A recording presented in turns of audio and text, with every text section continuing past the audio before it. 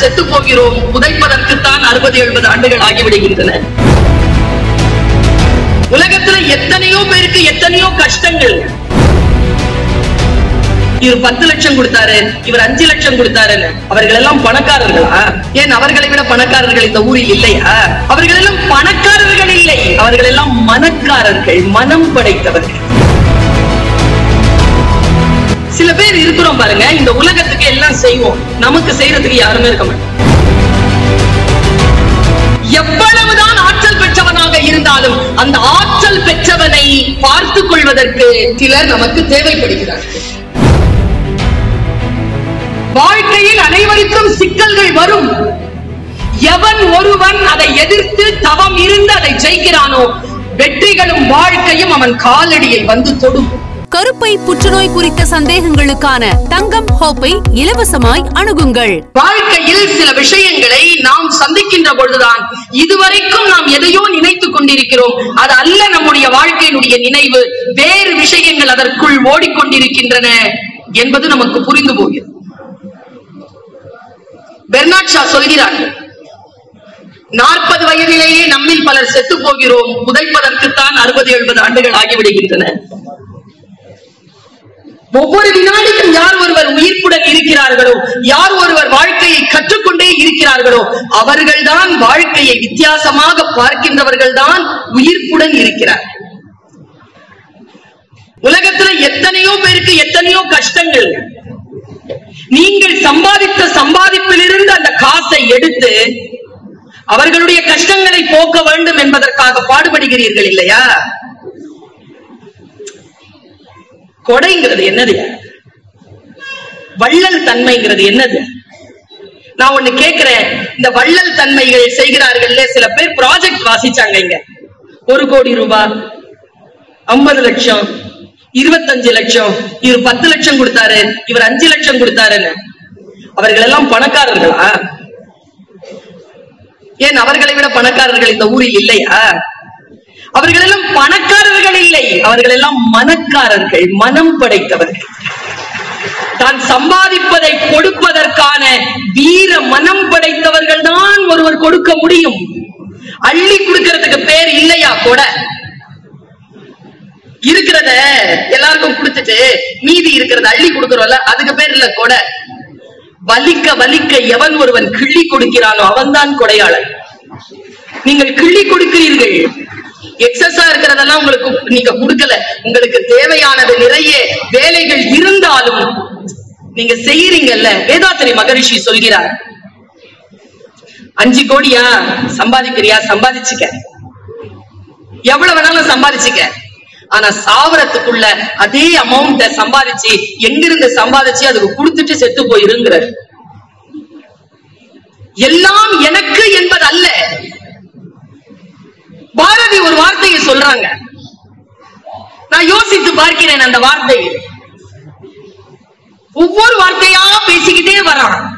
நல்லது ஒரு வீணை செய்தே அதை நலன் கெட புழுதியில் எரிவதுண்டோ, சொல்லடி சிவசக்தி என்னை சுடர் மிகும் அறிவுடன் படைத்து விட்டாய், வல்லமை தாராயோ, நான் வாழ என் பிள்ளை வாழ அல்ல, இந்த மாநிலம் பயனுற வாழ்வதற்கே எனக்கு வல்லமை தாராயோ என்று கேட்கிறார். இந்த உலகத்திற்காக சிந்திக்கக்கூடியவர்கள், உங்களுக்கு உற்சாகம் ஊட்டுவதற்காக ஒரு 4-5 விஷயங்களை நான் கொண்டு வந்திருக்கிறேன். சில பேர் இருக்கிறோம் பாருங்க, இந்த உலகத்துக்கு எல்லாம் செய்வோம், நமக்கு செய்யறதுக்கு யாருமே இருக்க மாட்டோம். அவனுக்கு என்ன, அவன் 8 ஊருக்கு சோறு போடுவான், அவனுக்கா? அவனுக்கு நாம போய் செய்ய முடியுமா? வாங்கியே பழக்கப்பட்டவர்கள் கொடுக்கின்றவர்களுக்கு கொடுப்பதே இல்லையா? இந்த உலகத்தின் சாபம் அது. செத்துட்டோம்னா நாமளே எழுந்து அழுதுட்டு நாமளேவா படுத்துக்க முடியும்? 4 பேர் இருக்கணுமா இல்லையா? எவ்வளவுதான் ஆற்றல் பெற்றவனாக இருந்தாலும் அந்த ஆற்றல் பெற்றவனை பார்த்துக் கொள்வதற்கு சிலர் நமக்கு தேவைப்படுகிறார்கள். அது முதல்ல மனசுல உறுதியாக்கிக் கொள்ளுங்கள். நான் சில வார்த்தைகளை உங்களுக்கு தருகிறேன்.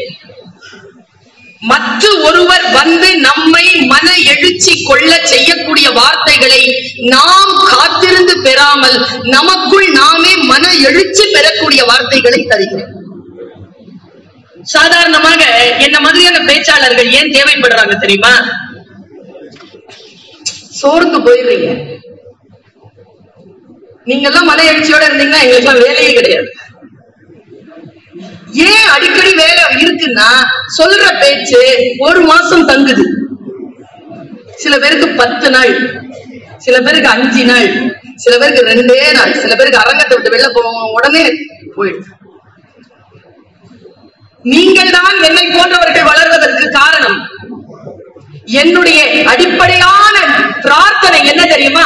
மன எழுச்சியை தரக்கூடிய எவனும் இந்த பூலோகத்தில் இல்லாமல் போகின்றபடிக்கு ஒவ்வொருவரும் சுய எழுச்சியோடு இருக்க வேண்டும் என்பதுதான். இந்த சுய எழுச்சிங்கிறது என்ன தெரியுமாங்க? நேற்று ஒரு வீடியோ பார்த்தேன், ஆச்சரியப்பட்டு போனேன். நீ சந்திக்கின்ற மனிதர்களில் எல்லாம் நீ கற்றுக்கொள்வதற்கு ஏதோ ஒன்று இருக்கிறது, அப்படித்தானே? ஒன்று இப்படி இருக்கணும், இல்ல இப்படி இருக்க கூடாது. ஏதோ ஒன்றை நாம் கற்றுக்கொள்கிறோம். எவங்கிட்ட எதுவுமே கத்துக்க முடியாதுங்கிறது எதுவுமே கிடையாது. யாருக்கிட்டையாவது ஏதாவது கத்துக்கிட்டே தான் இருக்கிறோம். சிறுத்தைன்னு ஒரு மிருகம், சிறுத்தை. வேங்கை என்பது வேறு, சிறுத்தை என்பது வேறு.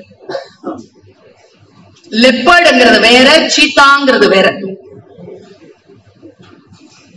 அந்த பக்கத்துல தூங்கிட்டு இருக்கிறாருல, அவரை கொஞ்சம் எழுப்பு. உங்களுக்காக தான் அந்த சிறுத்தை கதையை நிறைய வேலை செஞ்சிருக்கீங்கன்னு நினைக்கிறேன். வேற 2 சொல் சொல்றீங்க. நான் பேசி தூங்குறது இந்த உலகத்திலேயே ஒரே ஆள் தான் நினைச்சேன். அது என் புள்ள. அடுத்து நீங்க வந்துட்டீங்க அந்த லிஸ்ட்ல. 2 சொல் சொல்றீங்க. Contact, connect. கான்டாக்ட், கனெக்ஷன், 2 வார்த்தை. நாம எல்லோருமே இந்த நிகழ்ச்சிக்கு வந்திருக்கிறோம்ல, எல்லோருமே கான்டாக்ட்ல இருக்கிறீங்க. ரவி சாருடைய கான்டாக்ட்ல இருக்கிறீங்க, வந்துட்டீங்க. கனெக்டடா யார் இருக்கிறாங்களோ அவங்க தான் இந்த ப்ரோக்ராம்காக வேலை செஞ்சிட்டு இருக்காங்க. கனெக்டடா இருக்கிறதாங்க பெரிய விஷயம். கான்டாக்ட்ல இருக்கிறது பெரிய விஷயமே இல்ல. ஜக்ஜோக் சஞ்சோக்னு விவேகானந்தர் 2 சொல்லால், சமஸ்கிருத சொல்லால் இதை குறிப்பிடுவார். நான் சிறுத்தை புலிக்கு வரேன். தம்பி முடிச்சிட்டீங்க. 2 சிறுத்தை புலி நடந்து போய்கிட்டே இருக்குங்க. நல்லா தெரிஞ்சுக்கோங்க. பிளைண்ட் ஸ்பாட் அப்படின்னு ஒரு இடம் இருக்கு. பிளைண்ட் ஸ்பாட்னா குருட்டு புள்ளி. நமக்கே தெரியாம நம்ம அந்த குருட்டு புள்ளியில சிக்குவோம். ஊருக்கே அறிவுரை சொல்லுமா பள்ளி, கழனி பானையில தபேர்னு விடுமா துள்ளின்னு சொல்லுவாங்க. ஏதோ ஒரு இடத்துல ஒருத்தர் சிக்கிக்குவான். பிளைண்ட் ஸ்பாட்னு பேர் அதுக்கு. கெவின் மெக்காரி அப்படிங்கிறவன் பிளைண்ட் ஸ்பாட்டை பத்தி ஒரு புக் எழுதியிருக்கான். 33 மாதங்கள் சிறையில் இருந்தவன். அவன் சொல்றான், நான் இந்த தவறை செய்தேன், எனக்கு சிறை கிடைத்தது. ஆனால் நான் யோசித்து பார்க்கிறேன், நான் இந்த சிறை தண்டனை அனுபவிக்கக்கூடிய அந்த தவறை செய்யாமல் இருக்கக்கூடிய வாய்ப்புகள் எனக்கு இருந்தன. நான் அதை பயன்படுத்திக் கொள்ளவில்லை. இன்னும் கவனமா கேளுங்க. அவன் சொல்றான், நல்லவர்கள் எப்பொழுதும் ஏன் தவறான முடிவுகளை எடுக்கிறார்கள், எங்கே அவர்கள் சிக்கிக் கொள்கிறார்கள் அப்படின்னு அந்த புக்கு பேசுது. 2 சிறுத்தை புலி நடந்து வந்துகிட்டு இருக்கீங்க கம்பீரமா. வேடம் வச்ச கண்ணில சிக்கிருச்சிங்க 2ம். 2 கையில 2 சிறுத்தை புலியினுடைய முன்னங்கால்கள் இருக்கு இல்லையா, அதுல கிளாம்ப் பிடிச்சிருச்சு. 2த்தையும் அந்த வீடியோகிராஃபர், அவன் வீடியோ எடுத்தவன், அவன் முழுக்க ரெக்கார்ட் பண்றான். நீங்க கூகுள்ல போய் தேடினீங்கன்னா கிடைக்கும். முழுக்க ரெக்கார்ட் பண்றான். என்னுடைய வாழ்க்கையில் நான் செய்து கொள்ள வேண்டிய, செய்ய மறுக்கின்ற ஏதோ ஒன்றை அந்த வீடியோ எனக்கு சொல்கிறது. அதுல என்ன தெரியுமா பண்ணுது அந்த சிறுத்தை? ஒரு சிறுத்தை இழுத்து இழுத்து பாக்குதுங்க. இழுத்து பார்த்து முடியாம அப்படியே படுத்துருச்சு. ஒத்துக்கிடுச்சு, அது நான் மாட்டிக்கிட்டேன் அப்படிங்கிற ஒத்துக்கிடுச்சு, படுத்துருச்சு.